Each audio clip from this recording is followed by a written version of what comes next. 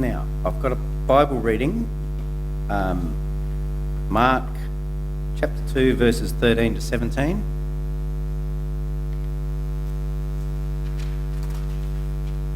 Any luck, it's the same one as I've got here.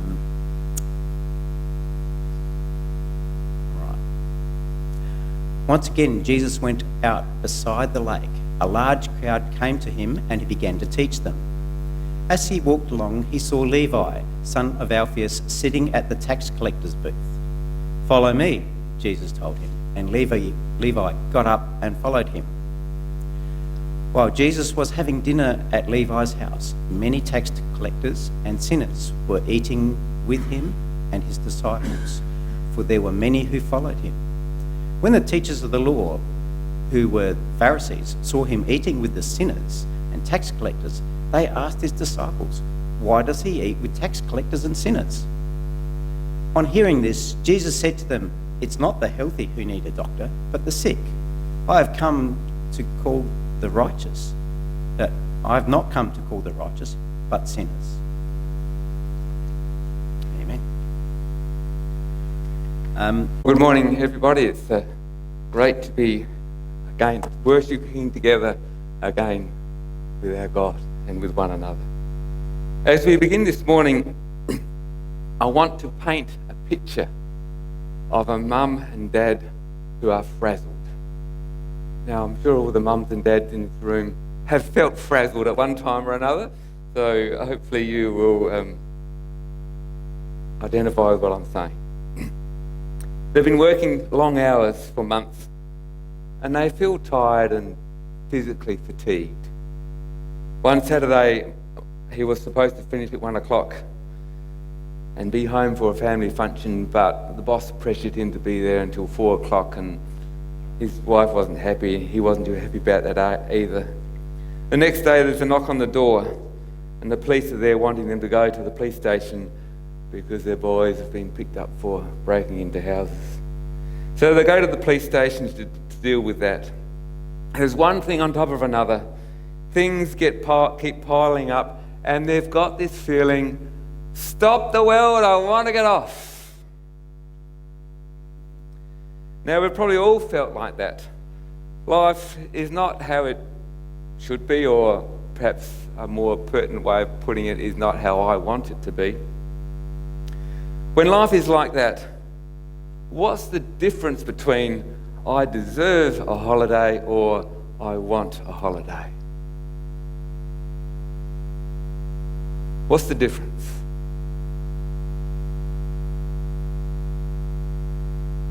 My thinking is, I need a holiday recognises the situation that you're in and a way of being refreshed so that life can continue as life, preferably life with God. I deserve a holiday, though, seems to me to have a sense of self-entitlement attached to it that suggests that we think too highly of ourselves and we lack a bit of humility. When it comes to life, what do we deserve? What was that? Want to say that a little bit louder? Exactly what God gives us. Yes, but let's be more specific. Can you specifically think of something that we deserve?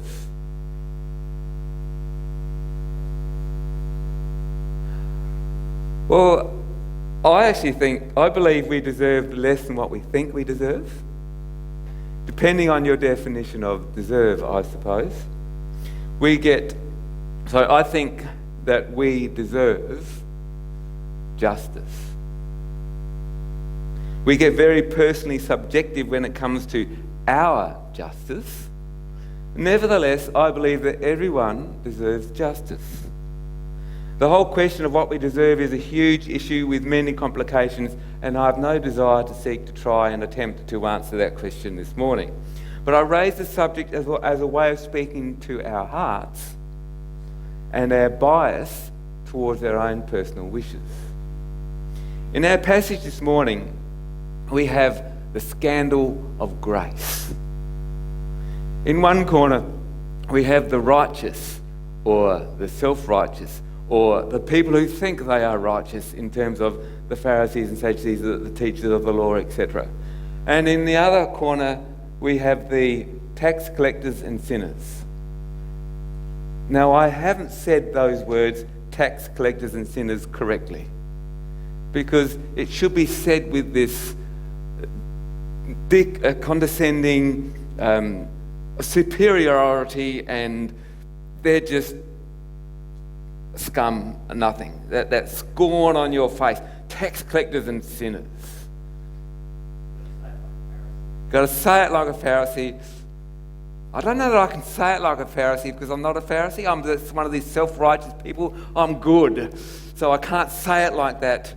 Excuse my cynical sarcasm here. But when you have a look at these two groups, the self-righteous Pharisees and teachers of the law and the tax collectors and sinners, what do each of these groups deserve? The same. They do.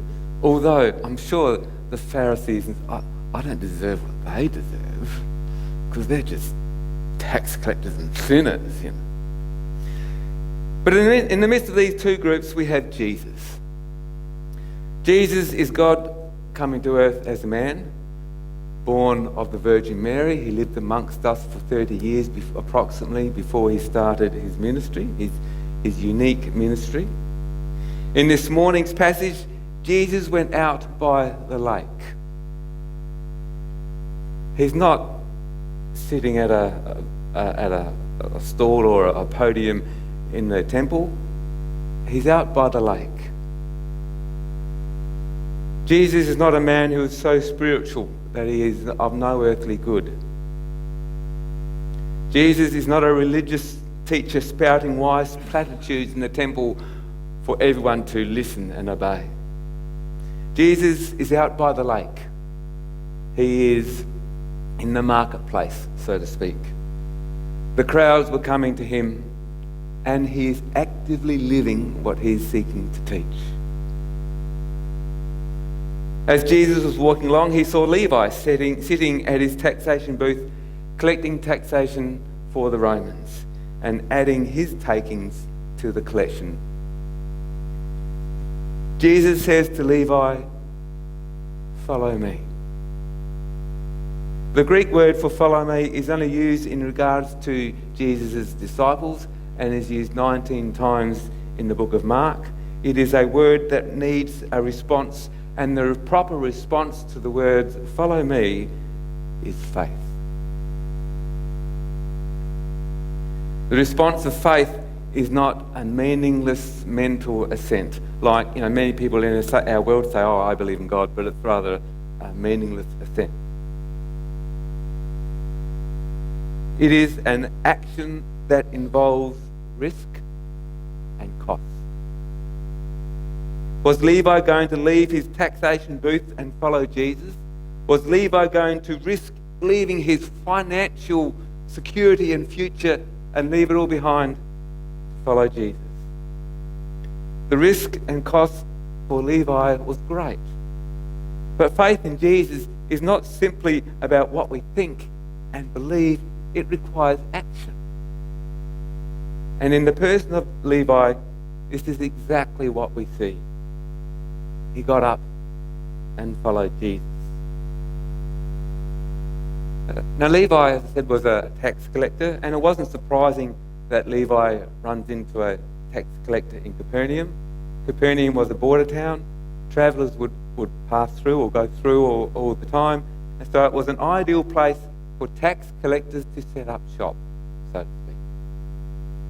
Tax collectors either went around knocking on doors and collecting taxes, or they would set up a booth where people would had to pass by, and which is what Levi did. And as the people passed by, he pulled taxes out of their pocket, so to speak. Most of the tax collectors were Jews, but they would not have been a good Jew. Good Jews do not help the Romans. Tax collectors basically paid themselves by adding their bit to the taxes they collected, and in that way they became rich, especially, and the richer they were, the greedier they were. Tax collectors, as a result of all of this, were despised and hated. The Jewish writings of the day gave scathing judgments on tax collectors, putting them together with thieves and murderers. A Jew who collected taxes was disqualified as a judge, expelled from the synagogue, and a cause for disgrace on your family. The touch of a tax collector made a house unclean. Poor Jews were forbidden to receive money and alms from a tax collector because money from taxes was seen as robbery. On top of all of that, some people saw the tax collection as treason against God. So, to put it mildly, tax collectors weren't seen as good, nice, or likable people. When Jesus called Levi, a tax collector, to be one of his disciples, many people would have raised their eyebrows, to coin a modern phrase. If you remember from Mark 1 and verse 40, Jesus created a scandal by touching, say it out loud, touching a leper. Here again, Jesus creates another scandal by associating with morally reprehensible and unclean tax collector, which became tax collectors. So when Jesus associated with more than one tax collector, the offence went even deeper. When he goes to Levi's home, there are many tax collectors and sinners there.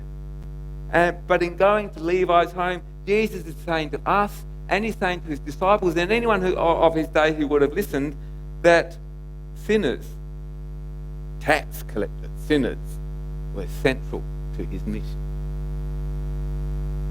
To get an idea of how bad sinners were, we need to go to the Psalms and look up the word wicked.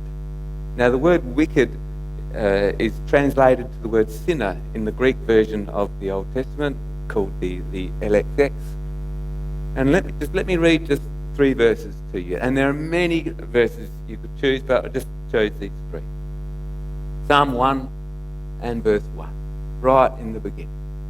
Blessed is the man who walks not in the counsel of the wicked, nor stands in the way of sinners, nor sits in the seat of scoffers.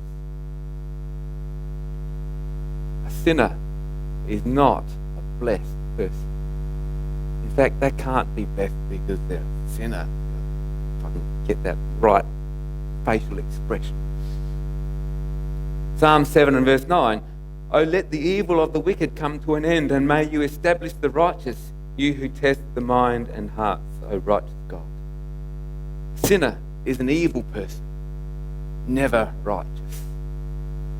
Psalm 11:5. The Lord tests the righteous, but his soul hates the wicked and the one who loves violence. In other words, we're saying that God hates sinners. Sinners are not understood, at least in Jesus' time, we're not understood to be people who occasionally did wrong. They are understood to be people who cannot do right. Sinners are good for nothing. Sinners are people who gamble, extort money, thieve, sell on the Sabbath. They are violent. They are shepherds. They are tax collectors. In saying all of this, I'm trying to paint a picture of how bad, how offensive, and how degraded tax collectors and sinners were understood and seen to be in Jesus' day. They were seen as beyond help.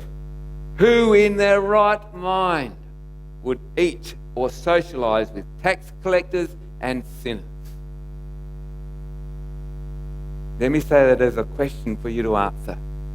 Who in their right mind would eat or socialise with tax collectors and sinners? Exactly. Thank you, Chris. Wonderful. Jesus would. Jesus had a oneness with the despised people of society. He didn't accept the morality that made some people second-rate citizens. Jesus didn't exclude people, and so he went against the accepted norms of the day, which got up the noses of the self-righteous religious people. Twice so far in chapter 2, we have seen conflict between Jesus and the religious leaders.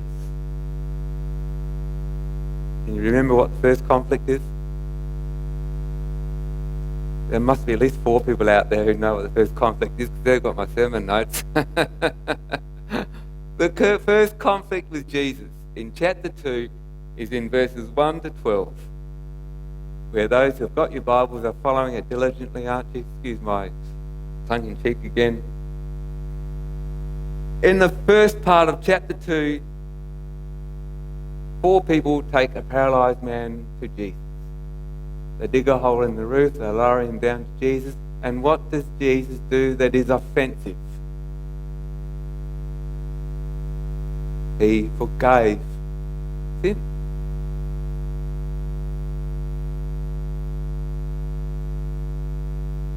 And in our passage this morning, the second thing that Jesus did that was offensive to the religious leaders was he ate, he reclined, he socialised with tax collectors and sinners.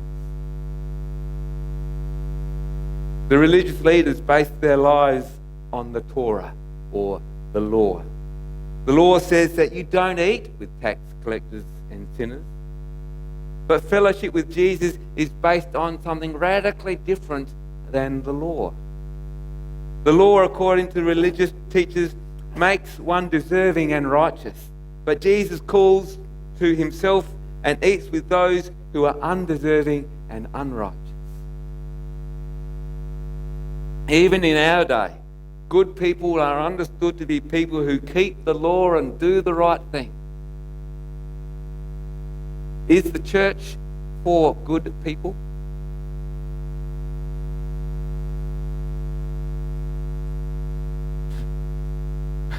Is the church for good people though? Oh, okay, yeah, I get your point. Okay, yeah. I missed the subtlety there. Yes, it is for good people, but is it only for good people? That's my answer is no. I think it was Fiona who said at one Bible study one Wednesday morning that she was having a conversation with someone, and she mentioned that she goes to church. The response was, "Oh, you must be a good person then." And Fiona's response was, "Oh no, I go because I'm not good." We have an automatic fallen tendency to err on the side of law, wanting to be good, thus thinking we can earn favour with God. But that's not how God works. In our passage this morning, Jesus fellowshipped with who? Jesus fellowship with tax collectors and sinners.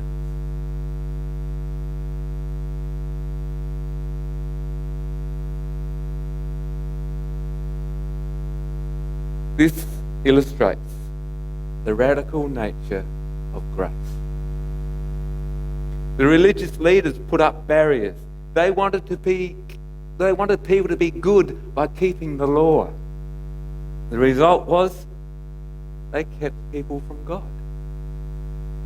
Jesus does the opposite. By eating with tax collectors and sinners, Jesus builds a bridge so that they can come to him. Romans 9, 30-31 says this. Paul says, "What shall we say then? That Gentiles who did not pursue righteousness have attained it, that is, a righteousness that is by faith, but that Israel who pursued the law that would lead to righteousness did not succeed in reaching that law?" Jesus' call of Levi and his radical eating with tax collectors and sinners graphically illustrates what Paul is saying here. The grace of God radically changes lives and is a scandal to the fallen human sensibilities. Even today, 2,000 years later. God does not come to us saying, I'm going to wait till you deserve my love and then I'll pour it out on you. If God did that, firstly, he'd be waiting a long time. I know what you're like because I know what I'm like. God would be waiting forever. And secondly, he would never do that because it's not in his nature to only give to deserving people. God radically gives out of the abundance of his goodness. God actively goes to the undeserving and he calls them to follow him. This is the radical nature of God, as seen in his calling of Levi and eating with tax collectors and sinners. Jesus loves and accepts us as we are, warts and all. Jesus didn't come so as to reject people, he came so as to redeem them. Who remembers his memory verse, John 3:16? Goes on, son who believes in shall not perish but have everlasting life. Okay, great, fantastic. What about the next verse, which is just as important?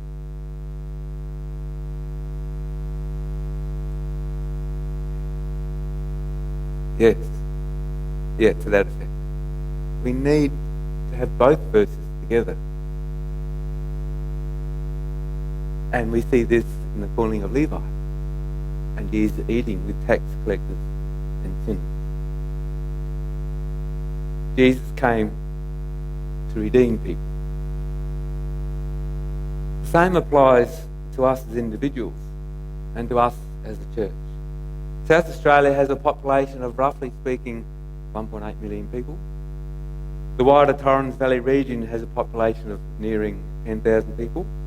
We can look around us and we can make unfair judgment calls on who deserves and who doesn't deserve the love of God through us. How dare we do that?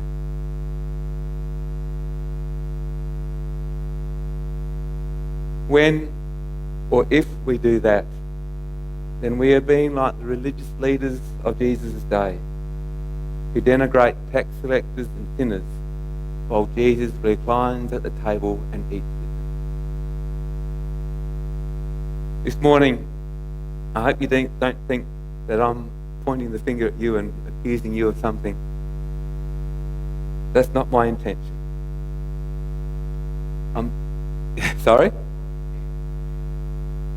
I shall allow God to convict you of things like that, or when you, or when we do things like that.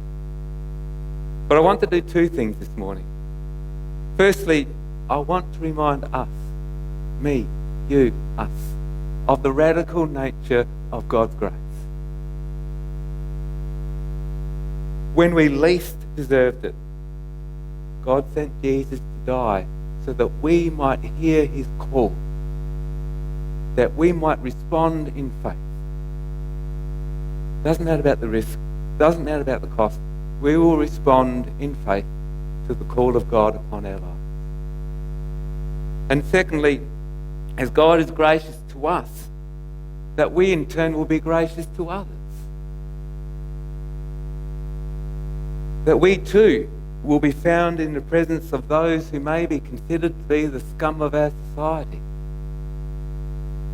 That they too then will hear the call of God and faithfully respond. Amen. I thought as a closing song, what more could be appropriate than we sing Amazing Grace, the My Chains Are Gone version. And we shall stand as we sing this. Thank you, Anne.